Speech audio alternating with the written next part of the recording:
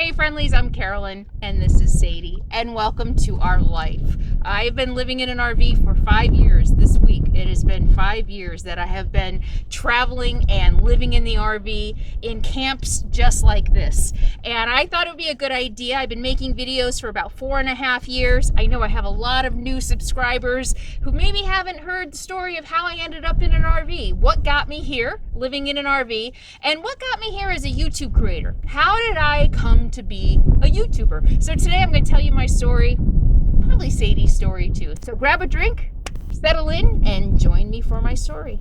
There ain't nobody gonna do it for you. You got to find your own. 5 years ago this week, on April 1st, I gave up my entire life.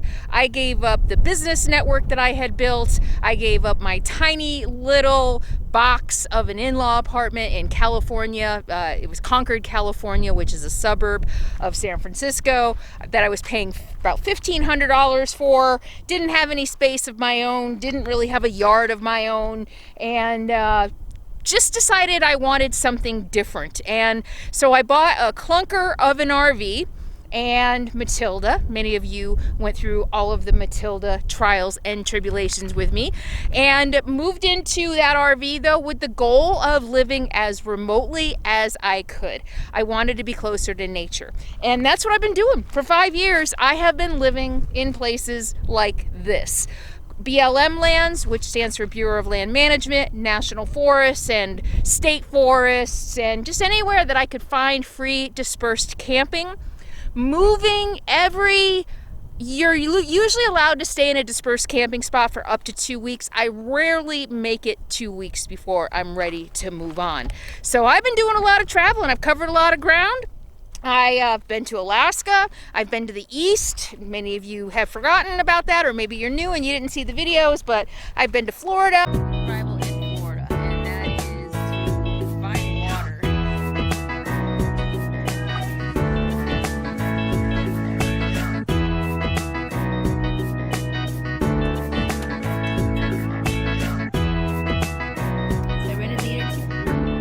I've been to Georgia, I've been to North Carolina, I did all that. And boy, I don't know, 70, I'm guessing off the top of my head, maybe 70,000 miles, 30 something states. I've done a lot. I also built a YouTube channel, and we're going to get to that here in a minute. So I just thought I'd show you around my camp. I just kind of wanted to do this intro around my camp to show you the types of places that I live and that I prefer to live. And my whole goal, so let's start from the beginning. So let me see, where do I start? Where do I begin my story? I had a nomadic childhood. Let's start there. I had a nomadic childhood. I've said this before, 13 or so elementary schools from kindergarten to 6th grade. We moved a lot. 13 schools and 6 grades. I mean, we moved at least a couple times a year, never staying in one place very long. I wonder if that's where my nomadic roots come from. You know, maybe, I don't know. There's probably a lot of reasons for that. I get bored very easily. I'm very curious. I'm very adventurous. I love to explore. I love new places. That might be part of the reason I don't make it 2 weeks in one spot. It's like, okay, I've been down that road. I've been down that road. I know everything that's around within a couple miles. I'm going to move on now. And that's pretty much been the way I have lived my life for the last 5 years. So, you know, who knows why I'm a nomad? I don't know, you know, it could have something to do with my childhood, but I do know that when I was in high school, my dream, my fantasy in high school was to just jump in my little red Nova and travel across the country. I was a waitress, and I was like, I just want to, you know, like a Lifetime movie, I just want to be on the road and free, and, you know, just kind of that mysterious stranger who flutters into town and gets a job at the local cafe and earns enough gas money to move to the next location. That was my dream. It really was. But I don't know. You know, I say society, I think, especially for a woman, I think society tells you you can't do that. society tells you it's dangerous. I remember even in high school, I was the friend, you know, the one friend with the car, and I would beg my friends, let's go to New York City, which was like 3 hours away from where I grew up. And everybody was like, oh, no, we're going to end up in a bad neighborhood. Back then it was Harlem. We're going to end up in Harlem and people are going to kill us. And I was like, no, let's go. You know, nobody would go with me. And back then I didn't have the balls to go by myself, the ovaries to go by myself. So I've always had an adventurous spirit. I've always been the first one to try something new, the first one to jump on the train of, you know, let's go do something fun and adventurous, you know, and many of you know that I have a history of drug abuse and alcoholism, and I was also the one, unfortunately, who somebody would hand me a pill and I'd pop it and then say, what was that? You know? Yeah, I know. And luckily, I've been able to survive this long. So, like I said, always had an adventurous spirit. And through my life and dealing with the many challenges that I've had to deal with, you know, a really, really rough upbringing and drug and alcohol addiction and all of that, through getting sober and working with a therapist, one thing I realized in the last 5 years or so before I got on the road, maybe less than that, I realized that I need healthy challenges. I need healthy adventures. My way of being subversive, my way of being on the fringe and on the edge of society was drug use. And there was something for me about being a drug addict that made me feel different or unique. I know it's stupid. Now I know it's stupid, but in my mind it was like nothing cooler than being wired and going out in society. I don't know. It's a weird thing. Maybe other addicts can relate to that. Maybe this utter uniqueness that you feel as an addict. I don't know what it was. But for me, that was part of the thrill. Part of the thrill was going out in the world, and for a while I could hide it, or at least I thought I could hide it. You know, being a drug addict, operating in the world, thinking that I was fooling everybody. In the end, I wasn't. That's part of the reason I had to quit, especially the hard drugs. But, you know, I wasn't hiding it from anybody. But, you know, that was just part of the adventure for me. And in many ways, drug and alcohol, I used to think drug and alcohol gave me the courage, but come to find out once I got sober, I didn't need drug and alcohol. I have the courage. You know, I've bungee jumped. I've jumped out of an airplane. I live on the road by myself in remote places like this. I certainly don't need drugs and alcohol for courage. And that was actually one of the things that I discovered in my process of quitting drinking. All the reasons that I thought I was using were lies. I thought I was using because I needed it, because I'd always been shy. Early on in life, I was shy. And I thought I needed the drug and alcohol to talk to people. And come to find out, my drugs and alcohol in the end were isolating me because I couldn't go out of the house because I didn't know where I'd end up. So, you know, there were a lot of misconceptions, my own misconceptions and lies and denial about my drinking.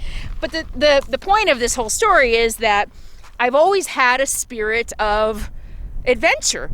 And when I got sober, realizing that I don't need drugs and alcohol, that I'm pretty darn adventurous. I mean, I've done more adventurous things, both healthy and unhealthy, sober, than I have done drinking, really, I think.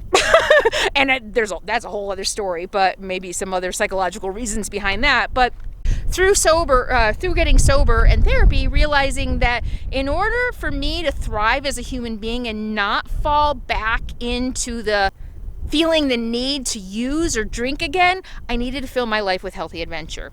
And the first thing, besides skydiving, the first thing I did was hiked 256 miles on the John Muir Trail in 2015. So here it is, day 12. I'm about to pass Pinchot Pass, which is up there somewhere. I'm going to do a 360 so you can see what I'm standing in the middle of. It's pretty awesome. There's a red peak, reddish. It's a gorgeous day. Finally, it's not too smoky, but again, this is the way the mornings have been. The smoke will start coming in probably in a couple hours. It's really gorgeous right now. Pinchot Pass is probably about another 15 feet up and another mile. And then from there, I head over and position myself for Mather Pass. I might try to do Mather Pass today. So Pinchot is up there.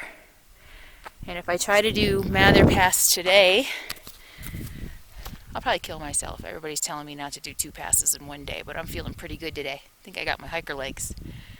All right. Hasta luego. And I was doing a lot of backpacking. I'd done backpacking in my early 20s. I loved it, but then I got married. My husband wasn't a backpacker, and I didn't, the whole 10, 13 years I was with him, I never went on a backpacking trip. We did some camping, but no backpacking. And so when I got a divorce from him in 2009, the first thing I did was got a new backpack. And I started going on backpacking trips by myself. You know, I'd go also with Sierra Club, and I never really had friends who liked backpacks, so I usually went with strangers. And that was fine, but I didn't want to be limited to trips with people I didn't know and trips that other people scheduled. And the one thing I was scared to death of was being alone in the woods at night. It scared the crap out of me. So I was like, I got to overcome this fear. I actually did that. That was the one backpacking trip I did after I met my husband. We were just dating, and so I was still in my early 30s actually. And I went out on one night backpacking trip by myself, scared the crap out of me. Didn't sleep all night. I thought I heard chainsaws in the woods and thought that Freddy Krueger was coming after me. It was awful, but I survived. And surviving that one night gave me the courage to continue backpacking alone and to do more of it. And so I started doing a lot of solo backpacking, and then I decided that I needed a big, huge adventure in my life, and the 256 miles on the John Muir Trail was what I chose to do. So that was the beginning of me deciding that I needed a change in my life. So let me back up before I talk about how the John Muir Trail, 26 days on the most gorgeous trail I think in the world, changed my life.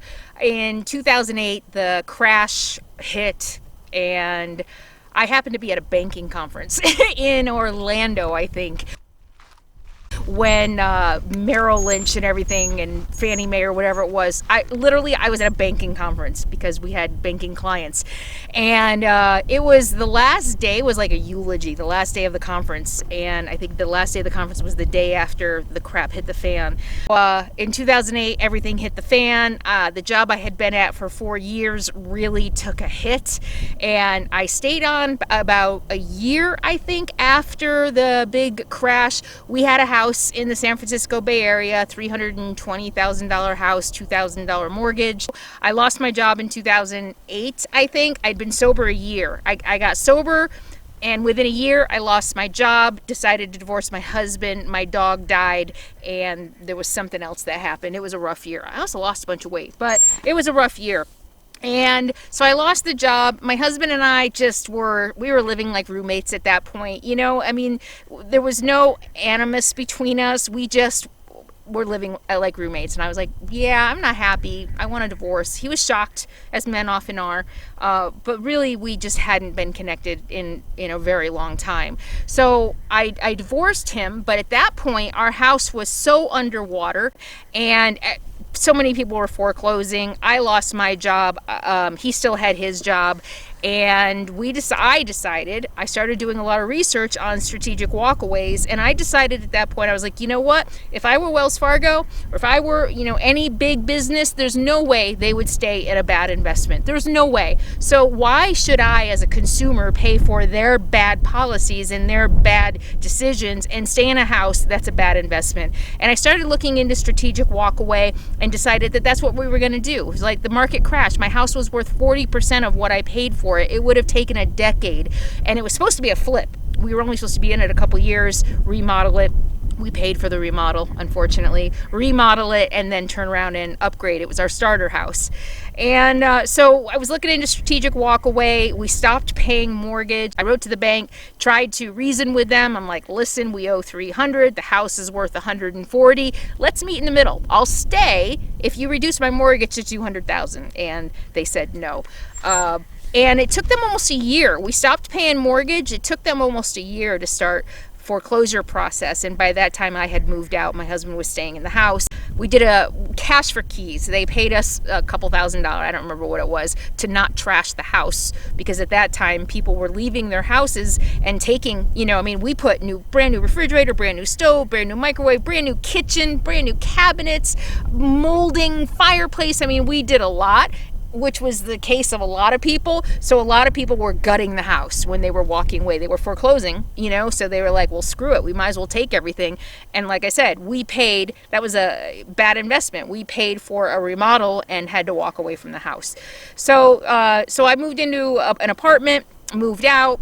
And also when I lost my job, I started a business. So I had become a marketing consultant, and I did pretty well. Took a year, you know, to get off the ground. It was probably 8 months before I got my first client, but I was making a living. I was making a San Francisco Bay Area living. So my business did pretty well. I worked really hard. You know, the first 3 years, like any business, it was nonstop, constant work. And, you know, I took a couple of really low rent apartments so that I could focus on building my business.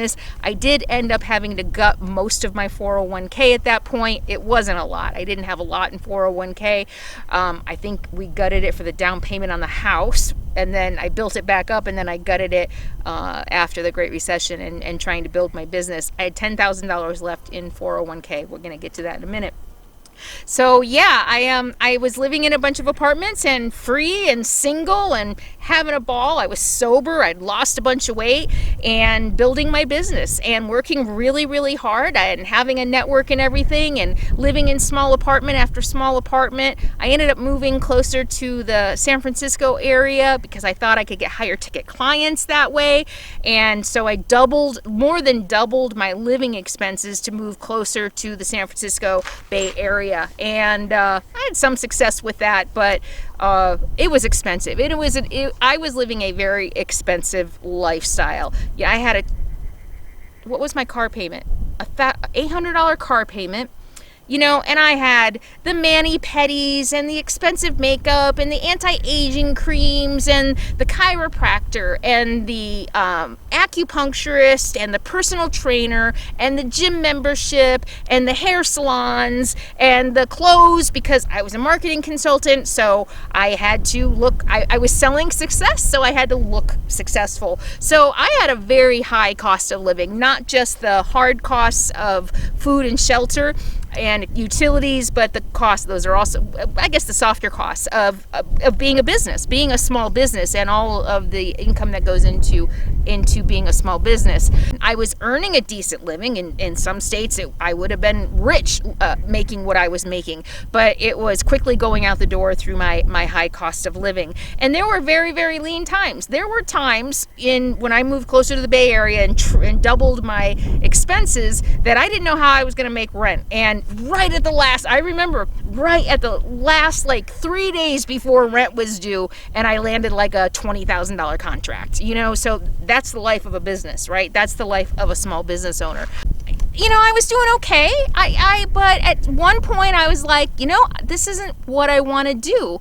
By being self-employed, I learned a different way of living. I learned that I could work my butt off and then take 3.5 weeks off and go to Greece or go travel Europe or spend 26 days on the John Muir Trail. And that really opened me up to the idea of living my life in a different way.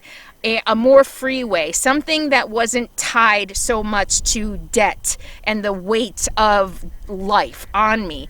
And so I came back from the John Muir Trail, and well, I think even before that, you know, I'd go to Europe and come back and be like, this stuff has been sitting here doing nothing. I've been paying $1,500 to store stuff, but it became extremely crystal clear when I hiked the John Muir Trail. I spent 26 days living out of a 60-liter, I think, backpack. Came back to my Concord apartment, the smallest and most expensive one yet, and looked around, and I was like, I lived out of this backpack for 26 days, and that's what I really want to be doing. And then I have to spend my time working my ass off to pay to store all this stuff I don't really need. Why am I doing this? I was like, I want to be closer to nature. I want to hike more. I want to live in the country. I don't want to live in the city anymore. And I started researching different ways. I was looking at moving outside of the Bay Area. I was looking at, moving up to like Nevada City or Pollock Pines. I always liked the Pollock Pines area. My ex-husband and I thought we might move up there at one point. We camped near there. And so I started looking at just, taking my business and moving to a smaller community, something more forest-like. And I went and looked at a couple places even, and I don't know, just none of that really stuck. There was just something to that. I started fantasizing about just grabbing my backpack and my dog Capone and just heading into the forest and never coming back. Just living off the land, living in the forest, and of course that made no sense, especially as a plant-based person. I'd die. And so that didn't make sense. And I started thinking about tiny homes. I started researching just different ways to live. And many of you have heard this before, I started researching tiny homes or off-grid living. And I usually talk about Nomadic Fanatic. I ran into Nomadic Fanatic, who was, I don't know, in his 20s then, maybe early 30s, living in an RV. And I'm like, oh my God, you can do that? You can live in an RV? Are you kidding me? And I was like, ding, ding, ding, ding, ding, ding. That's it. That's what I want to do. Now, I had no savings because, again, I was making good money, but I was spending good money. Let's put it that way, for the cost of living, for my standard of living, which, admittedly, I don't know. I went overboard for sure when my husband and we were making good money, and I went overboard, spending on the house and buying expensive clothes and purses that maybe I didn't need back then. I've been poor my whole life. I was raised by a single mom. We went one winter, we had no oil, so we had no hot water and no heat. I did my shopping at Goodwill. I was always the poor kid. And when I started earning a decent amount of living, a decent living, I wanted nice things. And I think most people can probably relate to that. I wasn't the type of person who was like, okay, I'm making a good living now, I'm going to start saving for the future. I'm like, no, I can buy name brand stuff. I can have Michael Kors, I can have Calvin Klein. I didn't go far as like the Dior, like the really expensive stuff, but it was nice to be able to look nice and to be able to afford to, spend a couple $100s on my hair and stupid things like that, which now I know. I thought then that all made me a success because I grew up so poor and because we never owned a home. We lived in trailers and apartments. We never owned a home. My parents never did. I thought that meant I had made it. I worked my whole life to be the exact opposite of my parents because I thought that would prove something. I thought that would prove that I was a success, that I was not what my parents were. And I watched my mother work her finger to the bone for somebody her whole life and have health problems and just get taken advantage of as a minimum wage worker. And I was like, I'm not going to do that. It took me a while to get there, to the college and everything. I took the scenic route, but I really thought that by having money and spending it, conspicuous consumption, I thought that meant that I had made it. I thought it made me somebody, and I now realize it just made me somebody broke. And hiking, getting back into backpacking and spending 26 days on the trail with, 2 showers in 26 days and 1 change of clothes, basically, it really kind of reset me. I think that's a good way to put it. I was reset and realized that that's not what I wanted. I had been working my whole life towards something I didn't really want, and I didn't know it because I was so busy trying to be somebody. Because I never felt like anybody. I always felt invisible or less than, growing up poor and with so much shame from all the things I had been through in my life. I just felt that if I looked like what I thought success looked like or successful people look like, if I looked like all those other people who looked happy and didn't look like they were burdened by shame and abuse and alcoholism and all the nasty, ugly, dark shadow things that were a part of my reality, if I looked like one of them, I could be one of them. And I wasn't. I think maybe that it was also another realization. I still was me, just underneath the fancy clothes, I was still me. And so, in addition to Nomadic Fanatic, there was a young lady called Van Girl. She's no longer making videos, but she was a woman a little younger than me, and she was living in a van, and she did videos about her life in her van and different, how to do her hair without electricity. And she told her story, and she had a similar background. She was a banker and decided that she wanted to leave the corporate life and everything. And so that also resonated with me. And I'm like, okay, this is what I'm gonna do.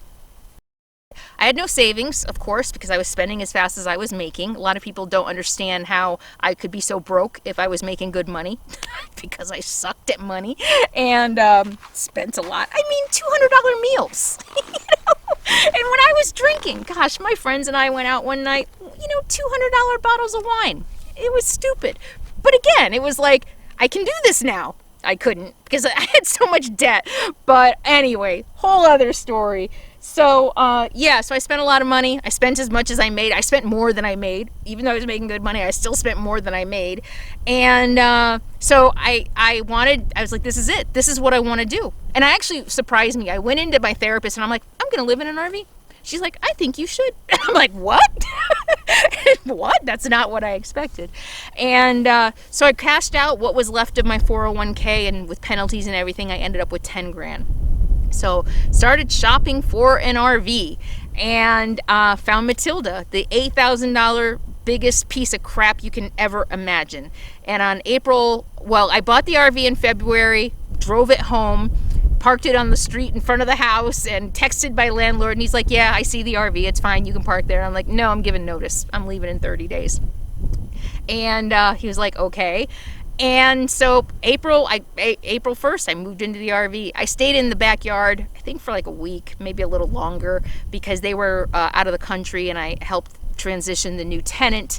And I can't remember exactly when I left the backyard, but that was it. I do remember driving out of the backyard and going, oh my God, what have I done? I mean, I had a pretty good life here. I've got friends, I've got colleagues, I've got a really strong business network. I was a member of the Chamber of Commerce. I was on the board of directors of a nonprofit, and I was really building my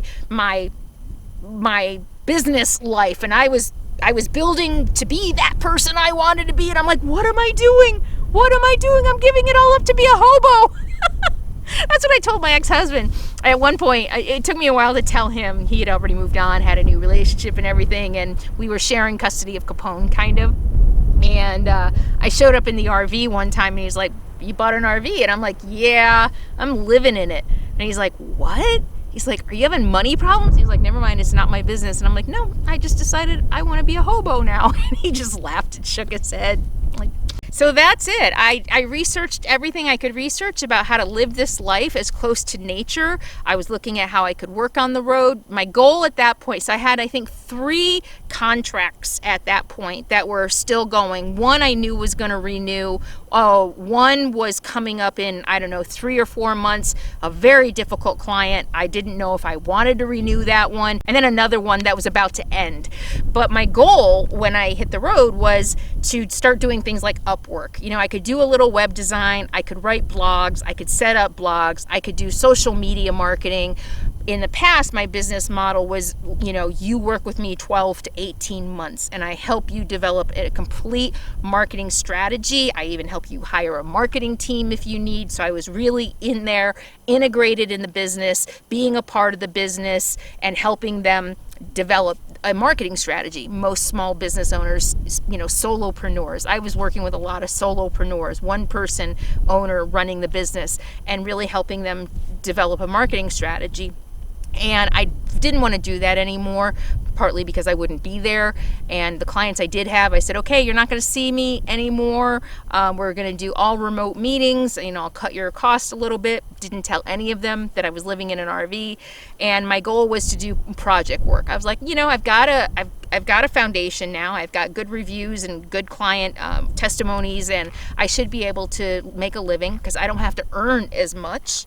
So I should be able to make a living doing project work. And I did. I was successful at that. I gained 4 or 5 projects right off the bat on the road. So I was doing well. But one of the reasons I wanted to live on the road was not only did I want to be closer to nature, and I had visions of hiking mountains just because, and having all this free time, you know, because I was taking project work, my business was already going, and I would take less work because I didn't need as much to live. I mean, imagine, if my cost of living, you know, was $4,000 a month, all of a sudden I'm living in an RV and that's cut a lot, I could earn a lot less. So I was really excited about that, and I thought I'd write more. I had already started my John Muir Trail blog, and so I was like, I'll blog about my RV life and my RV adventures. And then I met my friend Bob of Cheap RV Living at the first RTR, and we started hanging around together. We traveled together a little bit in the beginning. I mean, we really hit it off. Similar philosophies on life and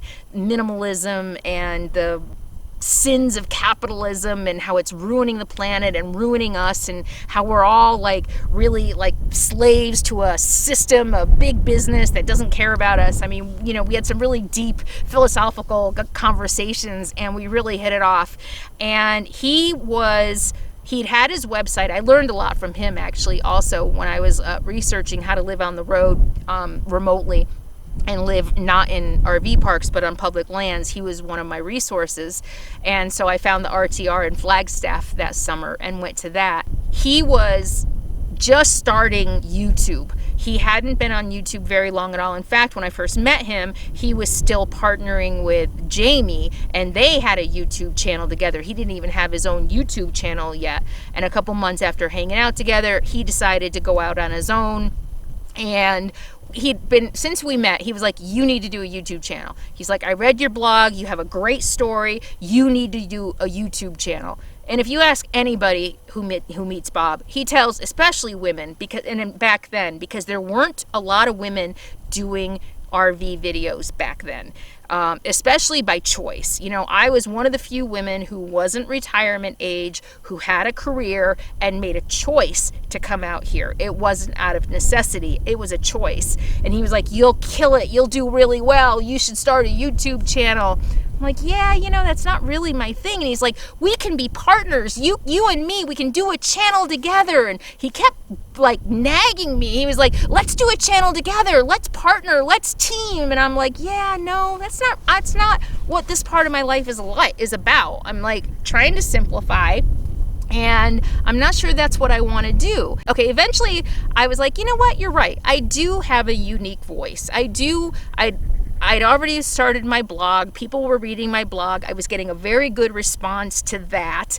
I was like, all right, you know what? I'll start making some videos just to get you off my back. And he was like, well, we can be a team. We can have a channel together. And I'm like, no, I don't want to do that. I want to do this on my own. And he was like, well, you know, I want to help you. And I'm like, I want to do this on my own. So here's something you don't know. And I've been really reluctant to talk about this.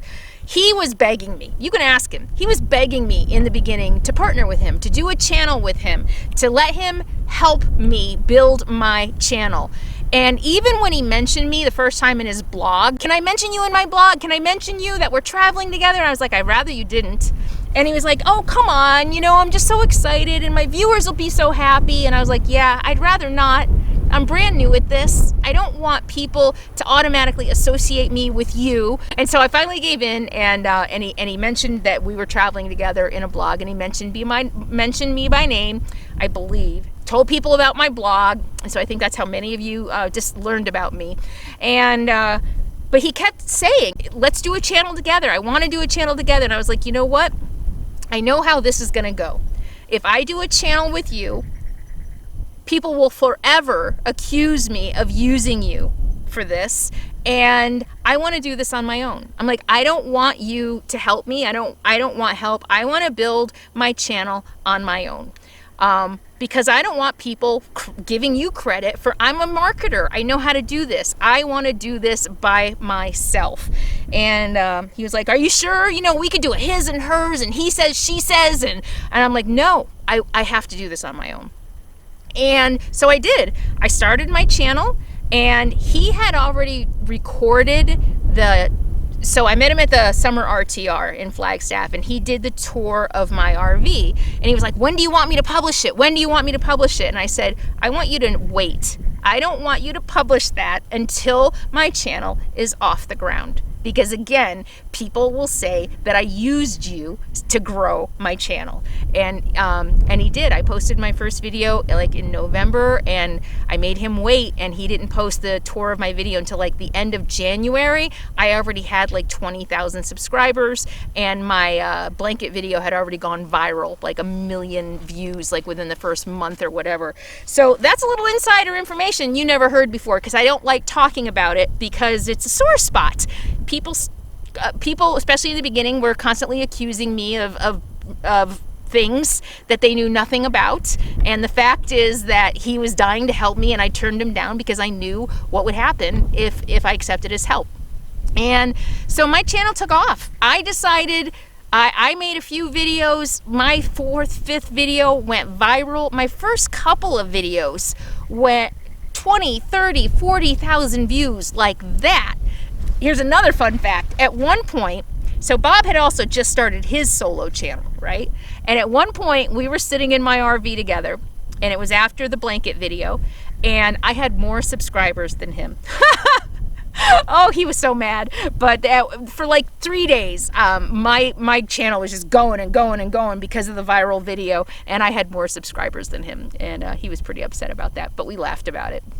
And so my channel took off, and my instincts were right, and Bob's instincts were right, you know, that it was a really valuable channel for other women who are out here pre-retirement age, who decided to make a change in their lives and live in an RV.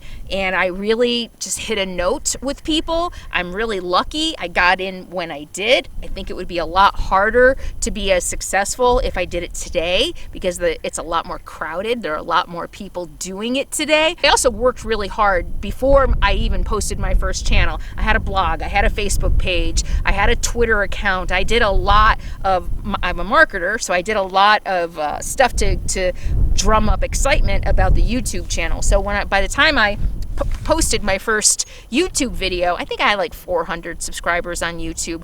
I think it was like 400 subscribers, and then I posted my first video, and it just took off.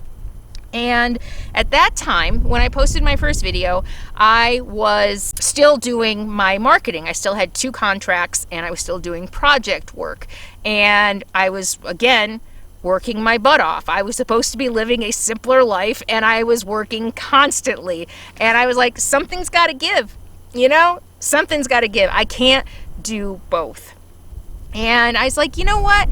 I'm kind of burnt out on the marketing. I don't like doing the project work. I'm dealing with people online. They kind of suck. You know, there was one couple, you know, who just, you know, it wasn't the clientele I was used to working with. Let's just put it that way. And so it wasn't rewarding. It wasn't fun. I didn't like most of the people I was working with. When you're working online, it's all about, you know, cheap. They want cheap, cheap, cheap. I never sold cheap. I told you I'd sell a contract for $15,000, $20,000.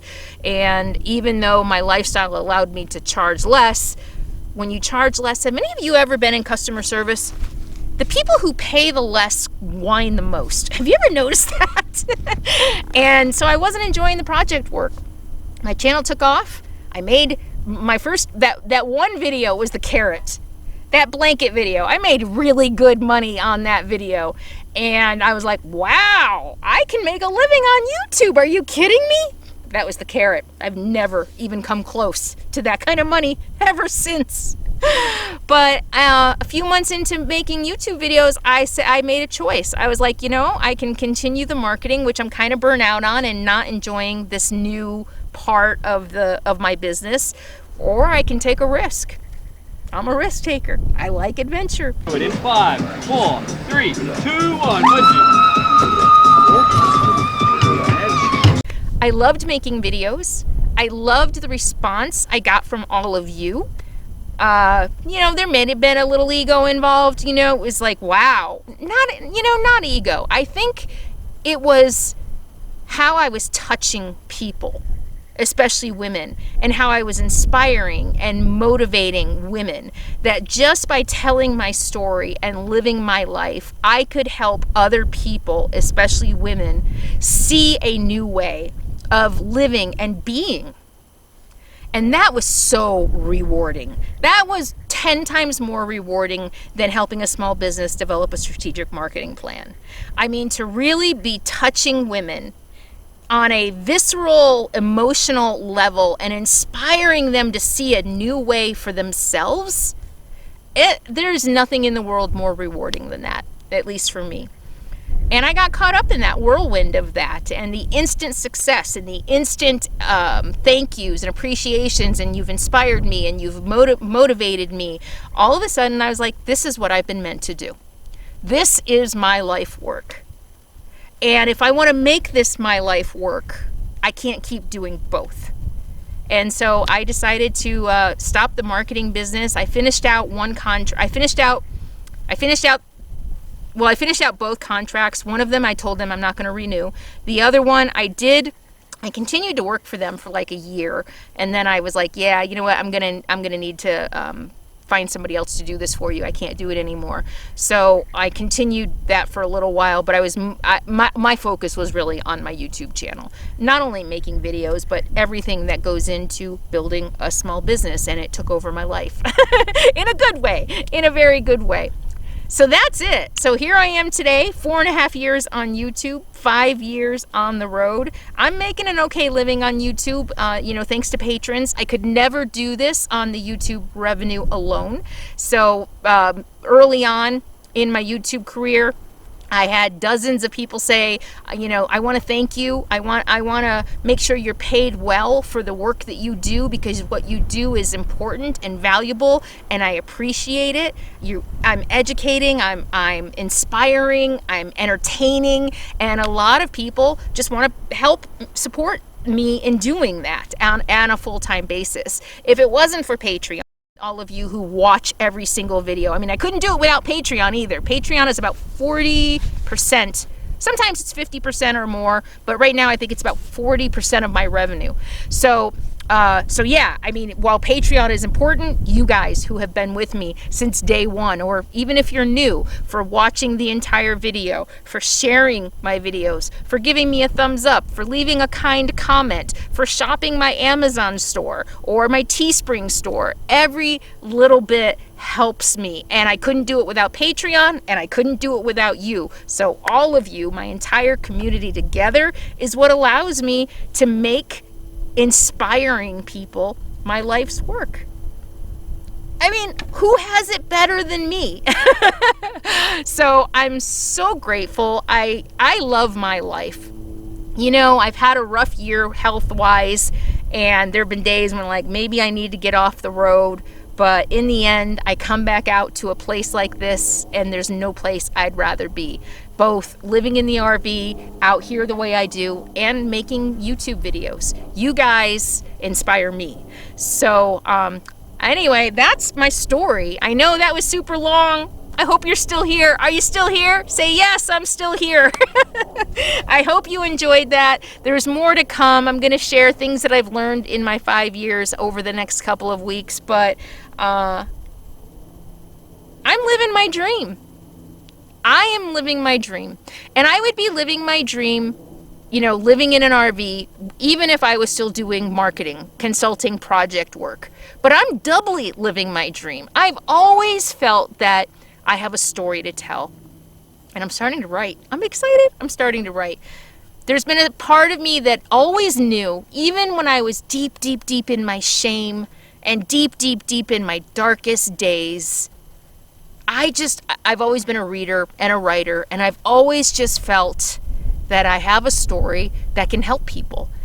And I always thought it would be a book, but my blog was the first time I publicly shared my work, and then videos, telling my story, sharing my life, sharing my thoughts, my feelings, my inspirations, my philosophies. And this shows that the power of storytelling. I told somebody recently, my dentist, I told him I was a YouTuber, and he asked me questions about it. And he was like, well, what's your channel about? And I've always struggled with that, my elevator pitch. I've always struggled with my elevator pitch. And what came out of my mouth was, I teach women how to live in an RV through the power of story. I'm like, what? You know, Bob Wells does very good educational teaching videos. I've always said, he and I, even when early days when we were having conversations about the growth of our channels and strategizing about how to grow his channel, how to grow my channel, you know, and his talking about how his teaching videos, and he's like, you need to do more teaching videos. And I'm like, I do teaching videos. I teach through story. And I feel that I do. Women learn through story. We all learn through story, but especially women, because we're relational. And so my dream in life has always been to share my story and help other women. And because of you, I'm allowed to do that. So I'm doubly living the dream. Thank you, thank you, thank you so much for being here. Happy 5 years to all of us, and there's so much more to come. So I hope you're having a wonderful Easter Sunday, whether you're celebrating it or not. And I'll see you soon. See you on the other side. In the meantime, be happy, be free, and be kind. Mwah. Bye. I'll see you soon.